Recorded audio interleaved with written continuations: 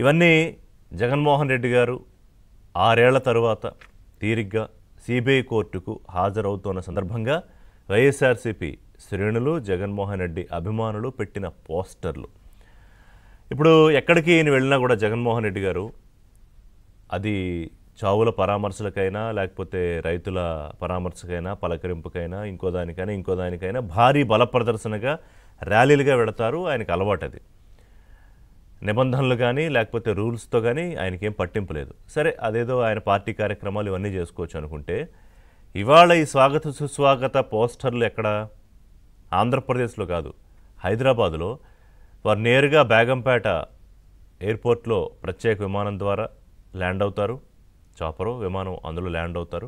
అక్కడి నుంచి రోడ్డు మార్గంలో నాంపల్లిలోని సిబిఐ కోర్టుకు వస్తారు. ఈ మధ్యలో మొత్తం సరే అల్లర్లా లేకపోతే హంగామానా ఏదో ఒకటైతే కాముగా కారులో కోర్టుకు వచ్చి వెళ్ళిపోయే పరిస్థితి ఉండదని మనకున్న రిపోర్టు. ఏం చేయబోతున్నారు చూద్దాం. అసలు ఈ బ్యాక్గ్రౌండ్ ఏంటో ఒకసారి చూద్దాం. అక్రమాస్తుల కేసులో జగన్మోహన్ రెడ్డి ఇవాళ కోర్టు ముందు హాజరవుతున్నారు. అది కూడా ఏమిటి, తనకు తానుగా హాజరవట్లేదు. ఎన్నాళ్ళ విరామం? 6 ఏళ్ల తర్వాత. ఈ 6 ఏళ్ళు ఆయన కోర్టుకి హాజరు కాకుండా అంత లగ్జరీ ఎలా దొరికింది? వేరే ఎవరికైనా దొరుకుతుందా? చిన్న కేసు, దొమ్మి కేసు ఉంటేనే వారం వాడు సంతకం పెట్టాలి, లేకపోతే కోర్టుకి వెళ్ళాలి, ఇవన్నీ ఉంటాయి. అలాంటిది 1000 కోట్లు ఆల్రెడీ అటాచ్ చేసేసింది సిబిఐ, ఈడీ అటాచ్ చేసేసాయి. అందులో ఆయన A1 అక్యూజ్డ్, A1 నిందితుడు. ఆయన మీద ఉన్న డేటా అంతా చెప్తా ఏమేం కేసులు ఉన్నాయో. దానిలో మరి ఇన్నేళ్ళు ఆయనకి లగ్జరీ ఎలా దొరికింది? అదో పెద్ద $1 మిలియన్ ప్రశ్న అనుకోండి. సో ఈ అక్రమాస్తుల కేసు వ్యవహారం ఏంటంటే, రాజశేఖర రెడ్డి ముఖ్యమంత్రిగా ఉన్నప్పుడు అప్పటికి ఇంకా జగన్మోహన్ రెడ్డి రాజకీయాల్లో కూడా రాలేదు, ఎంపీ కూడా కాదు. 2009లో ఆయన మొదటిసారి ఎంపీ. 2004లో రాజశేఖర రెడ్డి మొదటిసారి ముఖ్యమంత్రి అయినప్పుడు రకరకాల పనులకు అనుమతులు, అవేంటంటే మైనింగ్లు కానివ్వండి, లేకపోతే రియల్ ఎస్టేట్ కానివ్వండి, సెజ్లు కానివ్వండి, పరిశ్రమలు కానివ్వండి, ఐటీ కంపెనీలు కానివ్వండి, ఏ కంపెనీ అయినా, సిమెంట్ ఫ్యాక్టరీలు కానివ్వండి, సో దేనికి అనుమతి ఇవ్వాలన్నా కూడా దానికి జగన్మోహన్ రెడ్డికి ముడుపులు చెల్లించుకోవాలి.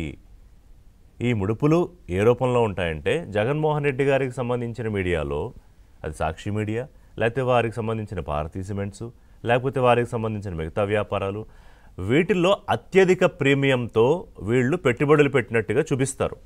కానీ ఆ పెట్టుబడులు కాదు, ఈ పనులు చేసి పెట్టినందుకు, ఈ అనుమతులు ఇచ్చినందుకు క్విడ్ ప్రోకో, నీకు ఇది చేస్తే నాకింత, తెలుగులో స్పష్టంగా చెప్పుకోవాలంటే.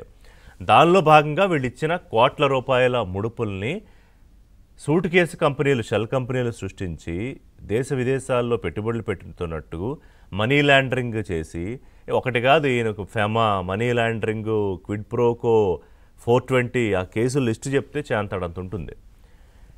ఈ కేసులన్నీ పెట్టుకుని ఆయన ముఖ్యమంత్రి అయిపోయారు ఆంధ్రప్రదేశ్ రాష్ట్రానికి. 5 ఏళ్ళు పరిపాలించేశారు. అధికారం పోయి కూడా అప్పుడే 17 నెలలు అయిపోతుంది. ఈయన అధికారంలో ఉన్నప్పుడు ఈ కోర్టుకి యాక్చువల్గా రోజు విచారణ జరుగుతోంది అప్పటి నుంచి. చాలామందికి తెలియని విషయం ఏంటంటే, జగన్మోహన్ రెడ్డి గారి కేసుల్లో రోజువారీ విచారణ చేసి వీలైనంత త్వరగా మాకు దీని ఛార్జ్షీట్లన్నీ ఫైనల్ చేసేసి, తుది విచారణ చేసేసి ఫైనల్ రిపోర్ట్ ఇవ్వండి అని సుప్రీంకోర్టు ఆదేశాలు ఉన్నాయి. ఇలాంటి కేసు కానీ, ఇన్ని సెక్షన్లు కానీ మీరు ఇంకొక నాయకుడి మీద లేకపోతే ఇంకొక సామాన్యుడి మీద చూడడానికి అవకాశం కూడా లేదు. ఎందుకంటే నేను అన్నీ చూసిన తర్వాత చెప్తున్నా. ముఖ్యమంత్రిగా ఉన్నప్పుడు హేమంత్ సోరెన్ అరెస్ట్ అయ్యాడు, జార్ఖండ్ సీఎం. లేకపోతే అరవింద్ కేజ్రీవాల్ అరెస్ట్ అయ్యాడు లిక్కర్ స్కామ్ దాంట్లో. లేకపోతే లాలూ ప్రసాద్ యాదవ్ గడ్డి కుంభకోణంలో అరెస్ట్ అయ్యాడు.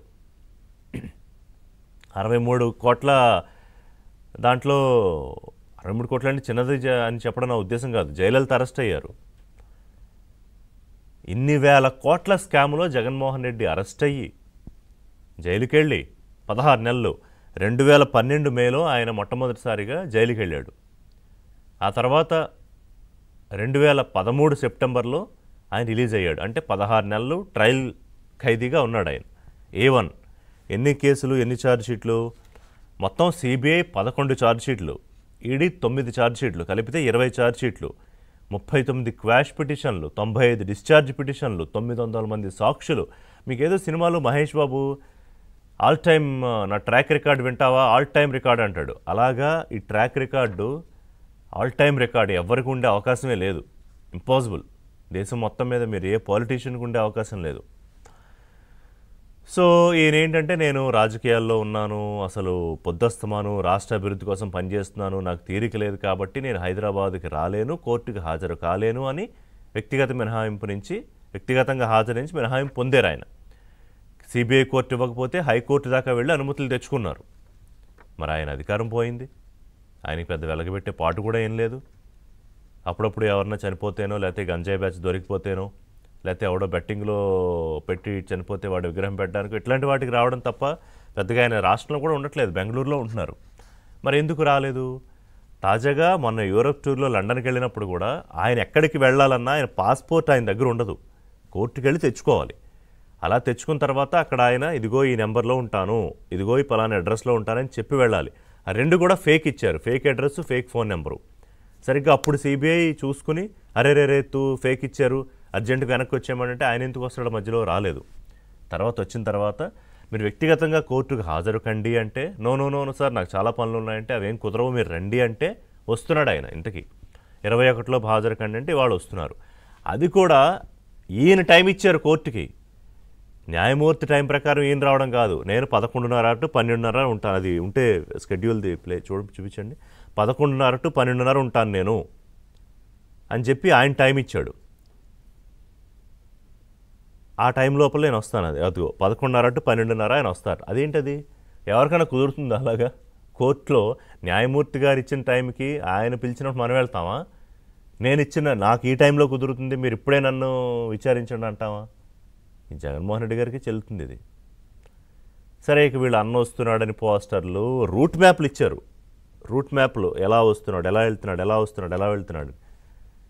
ఏంటండి అన్యాయం? అంటే ఏదో పరామర్శలకు వెళ్ళాడో, పలకరింపులకు వెళ్ళాడో, పార్టీ కార్యక్రమాలకు వెళ్ళాడంటే ఆయన చేసుకోవచ్చు.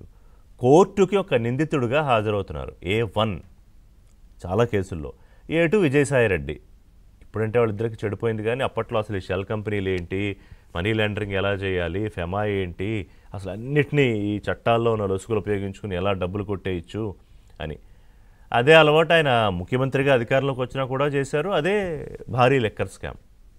వాళ్ళందరూ ఇప్పుడు జైల్లో ఉన్నారు కదా, బెయిల్ మీద కొంతమంది, జైల్లో కొంతమంది. ఇంకా చాలా స్కాములు జరిగాయి, కానీ అందులో ప్రొడామినెంట్గా లెక్కర్ స్కామ్. సో ఇది స్వాగతం సుస్వాగతం వ్యవహారం. దేనికో అనుకున్నారు మీరు. కోర్టుకు రావడానికి వైఎస్ఆర్సీపీ అభిమానులు, శ్రేణులు వారి నాయకుడికి స్వాగతం చెప్తూ కోర్టుకు పిలుస్తూ ఫ్లెక్సీలు, పోస్టర్లు, ర్యాలీలు చేయడానికి మరి ప్లాన్ చేస్తున్నారట. చూద్దాం అసలు ఈ కేసుల వ్యవహారం ఏంటి. జగన్మోహన్ తప్ప దేశంలో ఎవరికైనా కూడా ఇంత వెసులుబాటు ఉంటుందా? ఇన్నాళ్ళైనా ఈ అక్రమాస్తుల కేసులు ఎందుకు